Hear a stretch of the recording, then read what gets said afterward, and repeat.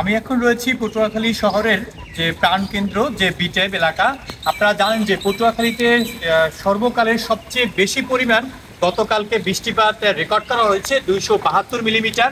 এবং এই বৃষ্টিপাতের কারণে পটুয়াখালী শহরের বেশিরভাগ নিম্ন অঞ্চল জায়গাগুলো কিন্তু প্লাবিত হয়ে গেছে। এবং এই যে সকল নিম্ন অঞ্চলগুলো যেগুলো রয়েছে সেই সকল এলাকাগুলোর 10 থেকে 12 ঘন্টার ভিতরে পানি নেমে গেলেও বেশিরভাগ জায়গায় কিন্তু এখনো পানি রয়েছে। আমি এখন রয়েছি পটুয়াখালীর যে প্রাণকেন্দ্র যে ঝাউবন এলাকার যে বিটেপ এলাকা, এখানে যে সরকারি কর্মকর্তারা যে বাসভবনগুলোতে থাকেন সেই সকল বাসভবনের সামনে কিন্তু এখনো পানি রয়েছে। এবং আপনাদেরকে যদি বলে রাখি, পটুয়াখালী শহরের ইতিহাসে কিন্তু এত পরিমাণ পানি যে বৃষ্টিপাতের কারণে কখনো ঘটেনি, সেটি গতকাল হয়েছে। এবং এর বেশ কিছু কারণ রয়েছে।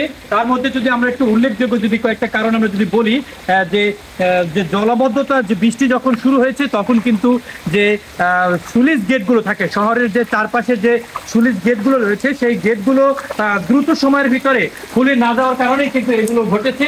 এবং এর কারণে কিন্তু এই যে সকল নিম্ন এলাকা নিম্ন অঞ্চলগুলো রয়েছে সেখানে কিন্তু এই পানির বেড়েছে এবং পানির কারণে কিন্তু মানুষদের দুর্ভোগ হয়েছে। তবে আপনাদেরকে একটু বলে রাখি যে পটুয়াখালী পৌরসভা আমরা দেখেছি যে গতকাল তারা কিন্তু এই পানি নিষ্কাশনের জন্য খুব দ্রুত সময়ের জন্য তারা ব্যবস্থা গ্রহণ করেছে।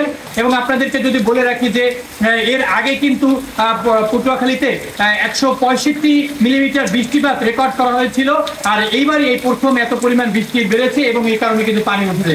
তবে খুবই ভালো একটি সংবাদ হচ্ছে 10 থেকে 12 ঘন্টার ভিতরে পটুয়াখালী শহরের নিম্ন অঞ্চল যেগুলো প্লাবিত হয়েছিল সেই সকল প্লাবিত পানিগুলো নেমে গিয়েছে এবং এই মানুষজন তারা কিন্তু বাসা বাড়িতে ফিরে এসেছে।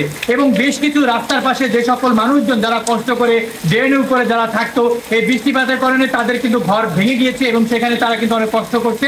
আমরা সেগুলো এখানে দেখেছি। পটুয়াখালীর বিটেপ এলাকা থেকে এই ছিল আমার কাছ থেকে সর্বশেষ সংবাদ। নাটা জেলি আর পানীয়র এক অসম কম্বিনেশন ড্রিঙ্কো। চিল থাকতে চান? ড্রিঙ্কো চাবান।